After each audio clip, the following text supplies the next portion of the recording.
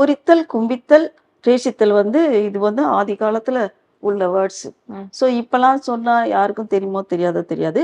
But இருந்தா கூட இந்த முறையில தான் வந்து மூச்சு பயிற்சி பண்ணணும். சரிங்களா?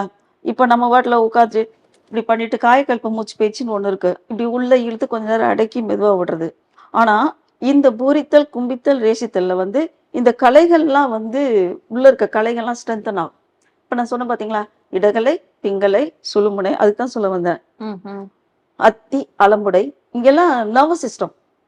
இப்போ வந்து மூக்குன்னு எடுத்துக்கிட்டாக்க ஆல்ஃபாக்டரி நர்வ்.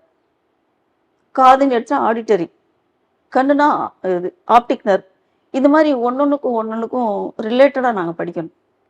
ஸோ மொட்டையா எப்படி இடகலை, பிங்கலை, சுழுமுனை அப்படிலாம் படிக்கும்போது அது ரிலேட்டடாவும் படிச்சு நாங்க எக்ஸ்பிளைன் பண்ணணும். எங்களுக்கு சொல்ற எக்ஸாம்லட்ட கேள்வி கேட்கிற எக்ஸாம். ஸோ அந்த மாரி அந்த இடகலை, பிங்கலை, சுழுமுனை, அத்தி, அலமுடை, புருடன், காந்தாரி, சங்கினி குகு சிகுவைன்னு சொல்லுவாங்க.